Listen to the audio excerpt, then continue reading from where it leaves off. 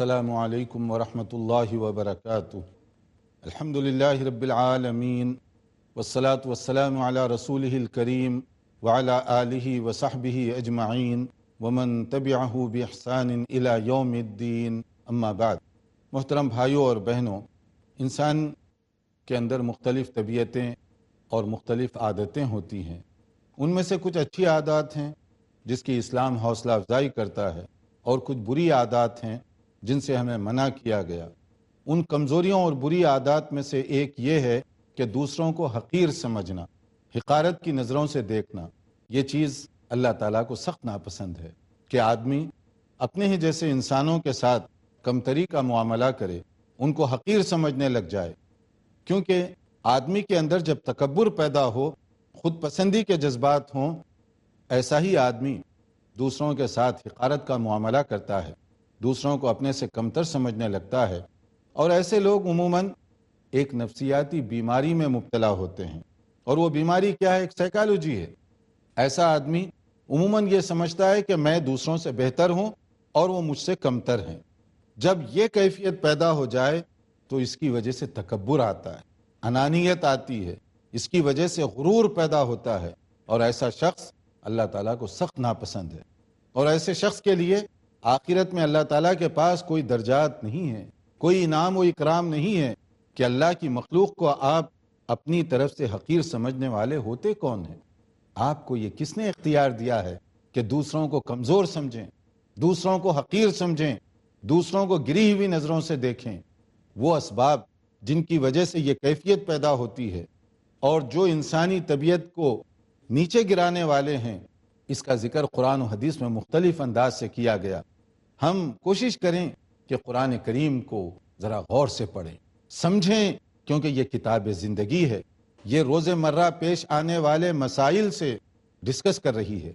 اگر ہم اس کو کتاب زندگی کے روپ میں دیکھیں گے تو ہماری زندگی پاکیزہ گزرے گی، اور اگر ہم قرآن مجید کو کتاب زندگی کے طور پر نہیں دیکھیں گے تو وہ ایک تبرک کی کتاب ہے جو گھر میں اونچی جگہ پر بہترین کپڑے میں لپیٹ کر جزدان میں رکھی گئی ہے۔ سورہ حجرات کے اندر مختلف ہدایات دی گئیں جس کا تعلق ایمان اور عقائد کے ساتھ بھی ہے، اعمال اور معاملات کے ساتھ بھی ہے، اور ان کمزوریوں کی بھی نشاندہی کی گئی جو ایک اچھے سماج کو خراب کرنے کا ذریعہ بن سکتی ہیں، ایک اچھے انسان کو نیچے گرانے کا ذریعہ بھی بن سکتی ہیں۔ ان میں سے جیسے فرمایا گیا، یا ایھا الذین آمنوا لا یسخر قوم من قوم عسى ان یکونوا خیرا منہم ولا نساء من نساء عسى ان یکن خیرا منہن۔ کیا ایمان والو، ہو سکتا ہے کہ جس کو تم ٹارگٹ کر کے اس کا مذاق اور جوک اڑا رہے ہو وہ تم سے بہتر ہو اللہ کی نظر میں۔ بعض اوقات مذاق کس طرح سے ہم اڑاتے ہیں، اس کی فزیکل کنڈیشن کو دیکھ کر، جسمانی ساخت کو دیکھ کر کبھی مذاق اڑایا جاتا ہے کہ وہ لنگڑا کر چل رہا ہے، وہ جو ہے زیادہ صحت مند نہیں ہے، یا اس کو لکونت ہے، یا کوئی اور جسمانی عیب اور نقص ہے، تو اس کو ٹارگٹ کر کے ہم اس کا جوک اڑاتے ہیں اور اس کا فن بنانے کی کوشش کرتے ہیں۔ اللہ تعالیٰ کے پاس یہ ادا سخت ناپسندیدہ ہے۔ اسی طرح سے یہاں عورتوں کا ذکر الگ سے کیا گیا۔ بعض ایسے مسائل ہیں جن میں دونوں کا ذکر الگ الگ کر کے کیا گیا، مردوں کا اور عورتوں کا، ورنہ اکثر موقعوں پر ایک ہی صیغے سے دونوں کو خطاب کیا گیا، دونوں اس کے اندر شامل ہیں۔ تو بعض چیزیں ایسی ہیں جن کو خاص ٹارگٹ کیا گیا ہے، اور یہ بیماری ایسی ہے، خود پسندی کی بیماری، دوسروں کو کمزور سمجھنا، یہ خواتین میں بھی بہت زیادہ پائی جاتی ہے، اس لیے ان کو الگ سے بھی اس میں منشن کیا گیا۔ پڑھیے سورہ حجرات، دیکھیے اس میں ان ہدایات ربانی کو، جس میں الگ ذکر کیا گیا کہ کوئی عورت، اس کو یہ جائز نہیں ہے، سزاوار نہیں ہے کہ اپنی سہیلیوں کا مذاق اڑائے اور نک نیم کے ساتھ، برے القاب کے ساتھ ان کو پکارے اور ان کو تانا دینے کی کوشش کرے۔ کیا معلوم اللہ تعالیٰ کی نظر میں وہ تم سے زیادہ بہتر ہوں، اور یہ ان لوگوں کی عادات ہے جو اللہ تعالیٰ کے ناپسندیدہ ہیں۔ یعنی اللہ ایسی صفات کو پسند نہیں فرماتے۔ جو آخری پارے کے اندر چھوٹی چھوٹی صورتیں ہیں، ذرا ان کو بھی پڑھیے، ان پر بھی غور کیجئے۔ ہم لوگ وہ پڑھتے ہیں، مگر کیوں؟ تاکہ نماز جلدی ختم ہو جائے۔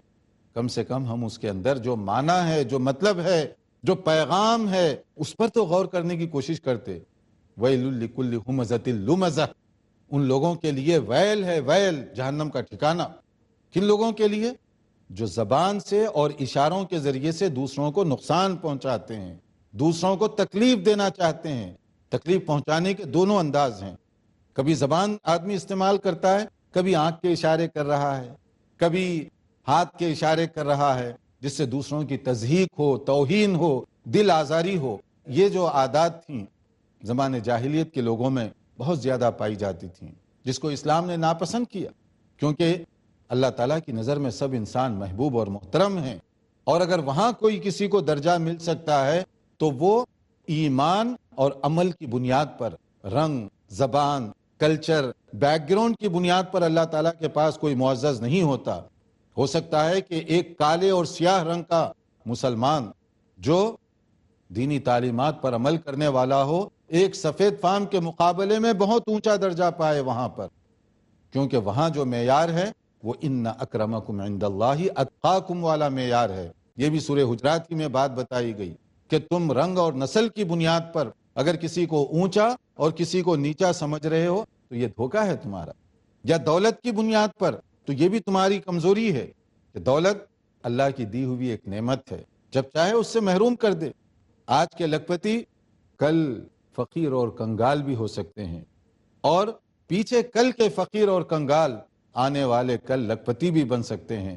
دنیا میں آئے دن یہ دونوں مشاہدے ہم کر سکتے ہیں، کرتے رہتے ہیں کہ کتنے مالدار دیکھتے دیکھتے غریب بن گئے، اور کتنے غریب دیکھتے دیکھتے مالدار بن گئے، کیونکہ یہ سب چیزیں اللہ تعالیٰ کی طرف سے ملتی ہیں۔ اللہ جس کو چاہے، جتنا چاہے، جب چاہے وہ نواز سکتا ہے۔ اگر کوئی دولت کی بنیاد پر کسی کا دل دکھائے تو کیا معلوم کہ کل کہیں حالات ایسے نہ ہو جائیں کہ وہ اسی کے آگے ہاتھ پھیلانے پر مجبور ہو۔ اگر یہ نوبت پہنچے تو آپ سوچئے کہ آپ کے دل پر کیا گزرے گی۔ کل آپ نے اس کا دل دکھایا تھا، کل آپ نے اس کو تڑپایا تھا، کل آپ نے اس کے ساتھ حقارت کا معاملہ کیا تھا۔ لوگ کہتے ہیں نا، 2 ٹکے کا آدمی ہے، ہم سے بات کرنے کے لیے آ گیا۔ بھئی آپ کو کس نے کہا کہ آپ 4 ٹکے کے ہیں؟ آپ کیسے اپنے آپ کو سمجھ گئے کہ آپ بہت اونچے ہیں، جو کہ آپ دوسروں کو اس طرح کے حقارت کا معاملہ کر رہے ہیں؟ یہ مشرکین عرب اور ان لوگوں کی عادات تھی جو اسلام سے نا آشنا ہے۔ مشرکین عرب یہ کہا کرتے تھے کہ اے نبی صلی اللہ علیہ وسلم، آپ کے اطراف چھوٹے چھوٹے معمولی لوگ بیٹھتے ہیں، ہم بڑے بڑے ہیں، ہم سردار ہیں، ہم چودھری ہیں، ہم کیسے آ کر آپ کے اطراف بیٹھیں اور آپ کی بات سنیں؟ پھر کیا کرنا چاہیے؟ جب ہم آئیں تو آپ کی مجلس میں یہ چھوٹے چھوٹے لوگ نہیں ہونا چاہیے۔ تو چھوٹے لوگوں سے مراد کون تھی؟ عمر کے چھوٹے نہیں تھے، پوزیشن کے اعتبار سے، اسٹیٹس کے اعتبار سے وہ ان کو چھوٹے سمجھتے تھے۔ جیسے بعض صحابہ کرام رضوان اللہ علیہم اجمعین مالی طور پر کمزور تھے، وہ ان کو اپنے سے حقیر سمجھتے تھے، جیسے حضرت بلال ہیں، حضرت سلمان ہیں، حضرت عمار ہیں، وغیرہ وغیرہ۔ وہ کہا کرتے تھے ان کو پہلے دور کرو، ہم معززین جب آئیں یہ لوگ آپ کے آگے پیچھے نہ بیٹھیں، تاکہ ہم جب بیٹھیں ہمارے لیے الگ جگہ ہو، ہمارے لیے الگ ٹائم ہو۔ اگر آپ دین سنانا چاہتے ہیں یہ شرط کے ساتھ ہم آنے کے لیے تیار ہیں۔ یہ انداز ہوا کرتا تھا۔ اللہ تعالیٰ نے اس کو پسند نہیں فرمایا۔ تم کون ہوتے ہو جو اس بنیاد پر لوگوں کو تقسیم کرو؟ تمہیں کیا معلوم بلال حبشی کا رتبہ اللہ تعالیٰ کے پاس کتنا اونچا ہے؟ تم کیا جانو سلمان فارسی رضی اللہ تعالیٰ عنہ کا مقام اللہ تعالیٰ کے پاس کتنا اونچا ہے؟ حضرت عمار بن یاسر اور ان کا پورا خاندان، اللہ تعالیٰ کی نظروں میں اس کا مقام کتنا اونچا ہے۔ جنت ان کا انتظار کر رہی ہے، جنت ان کا انتظار کر رہی ہے۔ اللہ تعالیٰ نے ان کو اتنا اونچا مقام دیا، اور تم سمجھتے ہو کہ ان کی عزت نہیں کی جا سکتی؟ اسلام نے اس مزاج کو ختم کیا، سوچنے سمجھنے کا انداز ختم کیا۔ آپ چلے جائیے مسجد میں، اپنے محلے کی کسی بھی، کیا کسی مسجد میں کوئی جگہ ریزرو کی جا سکتی ہے؟ نہیں۔ یہاں جیسے کہتے ہیں جو پہلے آئے گا اس کو پہلے جگہ ملے گی۔ یہ نہیں کہا جا سکتا کہ یہ بڑے مالداروں کے لیے پہلی صف ہے، یہ اونچی ڈگری والوں کے لیے دوسری صف ہے، یہ اونچے مناصب کے لیے تیسری صف ہے۔ ایسے نہیں ہے، جو پہلے آئے گا پہلے آگے جگہ پائے گا۔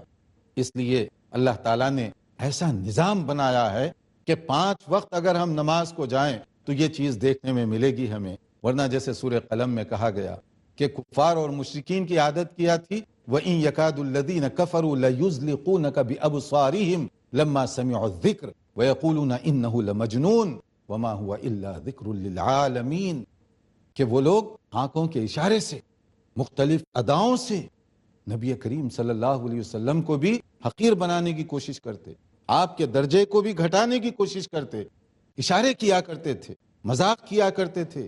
اللہ تعالیٰ نے کس طرح سے آپ کی شان بلند فرمائی۔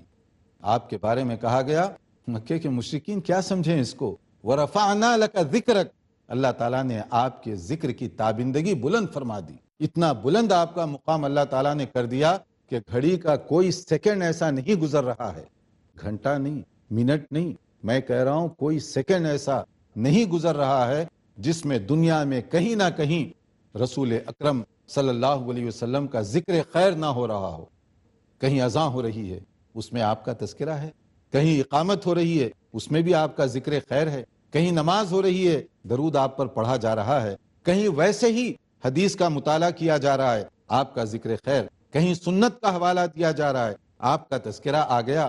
اللہ تعالیٰ نے آپ کے ذکر کو ایسا محفوظ فرما دیا کہ گھڑی کا کوئی سیکنڈ ایسا نہیں گزرتا جس میں رسول رحمت صلی اللہ علیہ وسلم کی شان اور عظمت اس کی بلند نہ کی جا رہی ہو۔ اللہ تعالیٰ نے ایسا نظام فرمایا۔ یہ مشرکین یہ کیا جانے نبی کی قدر کو، نبی کی عزت، نبی کے مقام، نبی کے احترام کو کیا سمجھیں کہ وہ لوگ آنکھ کے اشارے سے نبی کی شان کو گھٹانا چاہتے ہیں۔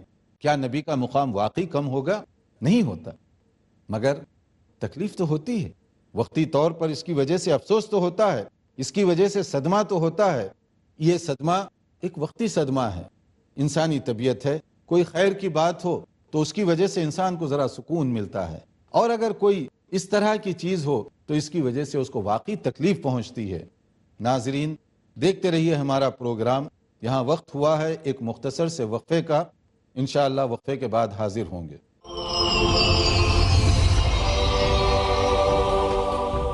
ناظرین وقفے کے بعد دوبارہ آپ کی خدمت میں حاضر ہیں۔ ہم کہہ رہے تھے کہ دوسروں کو حقیر سمجھنا اور حقیر بنانے کی کوشش کرنا یہ عقل مند لوگوں کا کام نہیں ہے۔ مومن ان چیزوں سے اپنے آپ کو بہت دور رکھتا ہے۔ اللہ تعالیٰ کو یہ ادائیں پسند نہیں ہیں، یہ چیزیں تکبر کی وجہ سے، خود پسندی کی وجہ سے آدمی کے اندر آتی ہیں۔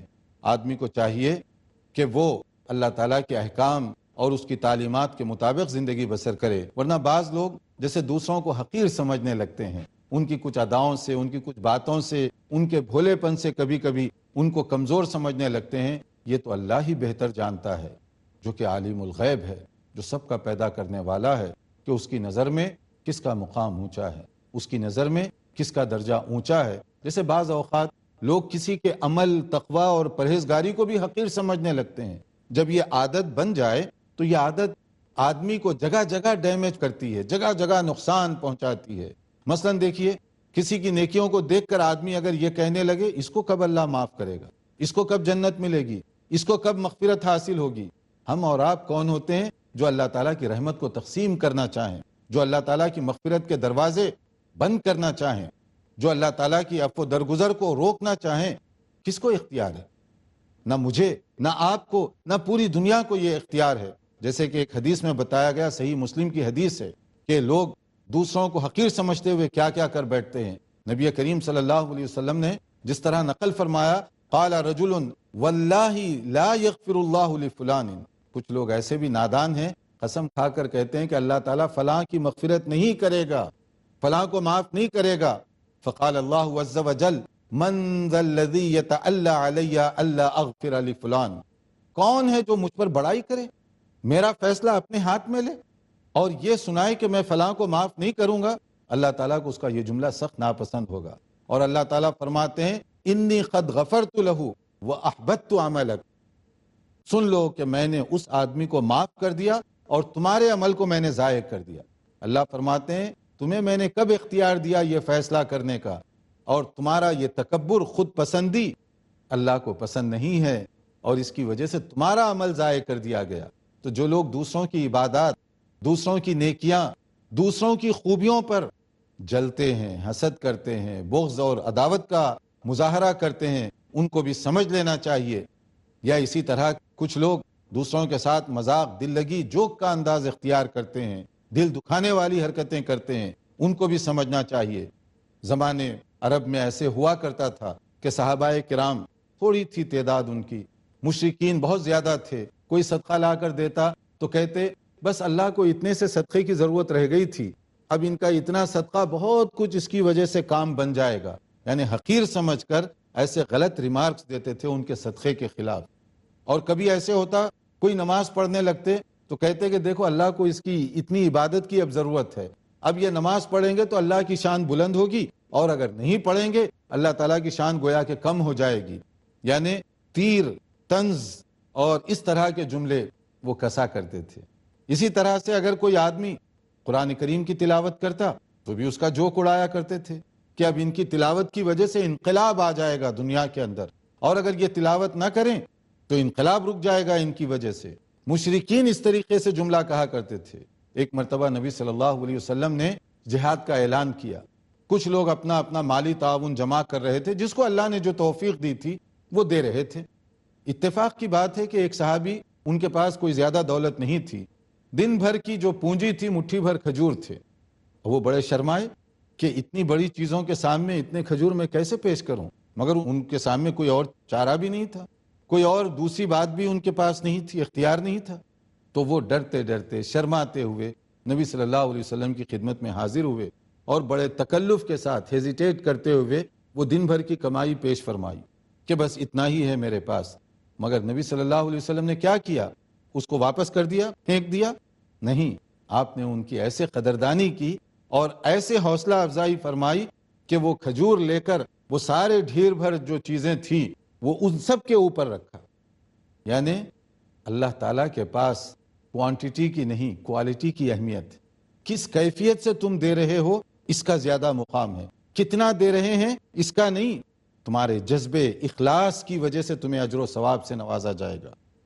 قربانیوں میں تو یہی بات ہے نا، لن ینال اللہ لحومها ولا دماؤها ولکن ینالہ التقوی منکم، اللہ تعالیٰ کو تمہارے قربانی کے جانور، گوشت پوشت کی ضرورت نہیں، تمہارے اخلاص، تقوی کے مطابق تم کو بدلہ دیا جائے گا۔ ایک آدمی دیکھنے میں کم خیرات دیتا ہے مگر اخلاص زیادہ ہوگا، ثواب زیادہ پائے گا۔ وہ ایک آدمی زیادہ دیتا ہے مگر اخلاص میں، نیت میں فتور آ گیا، کھوٹ آ گیا، تو اس کو ثواب اتنا زیادہ نہیں ملے گا زیادہ دینے کے باوجود۔ ہاں، یہاں پر ایک ضروری اور بھی بات ذہن میں رہے کہ ہم جب کہتے ہیں دوسروں کو حقیر نہ سمجھو، اس کا یہ مطلب نہیں کہ آپس میں دوستانہ ماحول میں ہنسی، دل لگی، جو جائز حدود میں مذاق، اس سے بھی منع کیا گیا نہیں۔ اسلام ایک ایسا دین ہے جو انسان کی جو فطرت ہے، نیچر ہے، اس کی ریسپیکٹ کرتا ہے، اس کی قدر کرتا ہے۔ جائز حدود میں رہتے ہوئے مذاق اور دل لگی، ان سب کی اجازت دی گئی، مگر کچھ اصول اور آداب کے ساتھ۔ مثلا یہ ہے کہ آپ مذاق میں دوسروں کی دل آزاری نہ کریں، جھوٹ نہ بولیں، ایسے جملے نہ کہیں جس سے دوسروں کو تکلیف پہنچتی ہو۔ اس کے مقابلے میں آپ مناسب انداز سے مذاق بھی کر سکتے ہیں، ظرافت جس کو ہم کہتے ہیں، اس سے منع نہیں کیا گیا۔ جیسے خود رسول اکرم صلی اللہ علیہ وسلم بعض موقعوں پر آپ اس طرح کا جملہ بھی کہا کرتے تھے۔ مثلا ایک مرتبہ ایسے ہوا، ایک صحابی آئے دور دراز سے، انہوں نے کہا کہ مجھے سفر جاری رکھنا ہے، سواری کا انتظام نہیں ہے، لہٰذا آپ مجھے ایک اونٹ دے دیجئے۔ تو نبی صلی اللہ علیہ وسلم نے کہا کہ اونٹنی کا بچہ تم کو دے دیا جائے گا۔ اب یہ سن کر وہ ظاہری الفاظ پر انہوں نے ناراضگی کا اظہار کیا کہ میں چاہتا ہوں کہ سفر جاری رکھوں، میں آپ سے اونٹ مانگ رہا ہوں تو آپ اونٹنی کا بچہ دیں گے تو بچے کو لے کر کیا کروں گا، اس کی لک آفٹر مجھے کرنی پڑے گی۔ نبی صلی اللہ علیہ وسلم نے مسکراتے ہوئے کہا کہ کوئی بڑے سے بڑا اونٹ بھی تو آخر اپنی ماں کا بچہ ہی ہوگا نا۔ یہ سن کر وہ بڑے خوش ہوئے، انہوں نے کہا کہ اچھا یہ بات ہے تو دیجئے مجھے۔ اب دیکھیے یہ ادب ہے مذاق کا کہ اس کے اندر تھوڑی سی ظرافت بھی ہوئی، ہنسی بھی ہو گئی، اور ان کی دل آزاری بھی نہیں ہوئی، اور صحابہ کرام بھی محظوظ ہوتے رہے تھوڑی دیر کے لیے، تاکہ ماحول میں وہ جو ٹینس ہوتا ہے، تناؤ کی کیفیت ہوتی ہے، اس کو ذرا سا ریلیز کیا جائے، اس میں ذرا سا نرمی لائی جائے۔ اس کے لیے یہ جائز حد تک اس کو نبی صلی اللہ علیہ وسلم نے خود کیا ہے۔ ورنہ آج جیسے بعض اوقات ہوتا ہے کہ بعض لوگ جو خاص طور پر دینی کام کرنے والے ہیں، جائز حدود میں رہتے ہوئے بھی ہنسی یا اچھے کلمات کے تبادلے کو وہ شاید کسر شان سمجھتے ہیں، حالانکہ ایسی بات نہیں ہے۔ نبی صلی اللہ علیہ وسلم سے بڑھ کر معزز اور کون ہو سکتا ہے، آپ سے بڑھ کر محترم اور کون ہو سکتا ہے، تو یہ چیزیں بھی انسانی نیچر سے تعلق رکھتی ہیں۔ ایک مرتبہ ایسے ہوا کہ ایک خاتون، بڑی معمر خاتون تھی، بہت عمر رسیدہ، وہ آئیں اور انہوں نے کہا کہ دعا کیجئے کہ اللہ تعالیٰ مجھے جنت دے۔ تو نبی صلی اللہ علیہ وسلم نے فرمایا کہ بوڑھی جنت میں کب جائے گی؟ اب یہ سن کر وہ بڑی پریشان ہوئی، میں تو بوڑھی ہوں، اس کا مطلب یہ ہے کہ کیا میں جنت میں نہیں جاؤں گی؟ وہ اس کو سیریس لے لی اور بہت سنجیدہ ہو گئی وہ۔ پھر نبی صلی اللہ علیہ وسلم نے مسکراتے ہوئے کہا کہ اگر بڑھاپے کے ساتھ تم جنت میں جاؤ گے تو جنت میں تمہیں کیا فائدہ پہنچے گا؟ جنت میں جو جائیں گے تندرست اور توانا صحت مند بن کر جائیں گے تاکہ جنت کی نعمتوں سے بھرپور فائدہ اٹھا سکو۔ یہ سن کر بڑا خوش ہوئی وہ۔ تو اس کا مطلب یہ ہے کہ ایسا سنجیدہ مزاج جو آپ حدود سے باہر بھی نہ نکلیں اور اس طرح سے لوگوں کے لیے تھوڑی سی ظرافت ہو جائے، تو یہ چیز منع نہیں کی گئی۔ منع کون سی چیز ہے؟ کسی کو ٹارگٹ بنانا، کسی کو حقیر سمجھنا، کسی کو مجلس میں رسوا کر دینا، اس کی بے عزتی کے جملے کسنا، یہ تمام چیزوں سے منع کیا گیا ہے۔ اور اس کے ساتھ ہی ایک اور بھی چیز ہے کہ جو اساتذہ کرام ہیں، جو لوگ مربیان ہیں، جو دین کا کام کرنے والے ہیں، ان کے لیے بھی ضروری ہے کہ دوسروں کو حقیر نہ سمجھیں، طلباء کو اپنے سے حقیر نہ سمجھیں۔ آج کا طالب علم نہ جانے کل کا کیا بن سکتا ہے۔ کون کہہ سکتا تھا جب امام شافعی رحمۃ اللہ علیہ، امام مالک رحمۃ اللہ علیہ کے دربار میں حاضر ہوئے مسجد نبوی میں، کون کہہ سکتا تھا کہ یہ آگے چل کر اتنے بڑے امام، محدث اور فقیہ بنیں گے؟ جب امام بخاری رحمۃ اللہ علیہ نے چلتے چلتے ایک بہت مشہور عالم دین، جب وہ حدیث پیش کر رہے تھے، ان سے ایک غلطی ہو گئی، امام بخاری بچے تھے اس وقت، انہوں نے ان کی کریکشن کی، ان کی اصلاح کی۔ کون کہہ سکتا تھا کہ یہ بچہ جو کریکشن کر رہا ہے آگے چل کر امام بخاری بنے گا؟ اس وقت تو یہ بچے ہی تھے۔ اگر ان کی بر وقت حوصلہ افزائی نہ کی جاتی تو کیا وہ اتنی ترقی کر سکتے تھے؟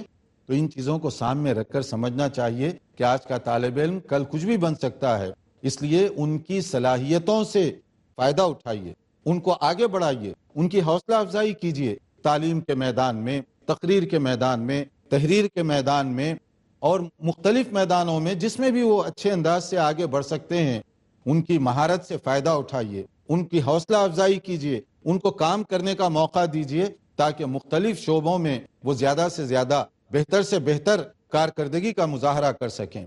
حضرت عمر رضی اللہ تعالیٰ عنہ، ان کی مجلس شورا میں مختلف صحابہ تھے بڑے بڑے، ان میں سے حضرت ابن عباس رضی اللہ عنہما بھی تھے۔ کیوں ان کو رکھا گیا؟ ان کی صلاحیت کی بنیاد پر، ان کی قابلیت کی بنیاد پر۔ تو اس لیے کسی کو حقیر یا کسی کو کمزور نہ سمجھیے، بلکہ جس کو اللہ نے جو صلاحیت دی ہے اس سے فائدہ اٹھائیے۔ اللہ تعالی ہمیں سمجھنے اور عمل کرنے کی توفیق عطا فرمائے۔ والسلام علیکم ورحمۃ اللہ وبرکاتہ۔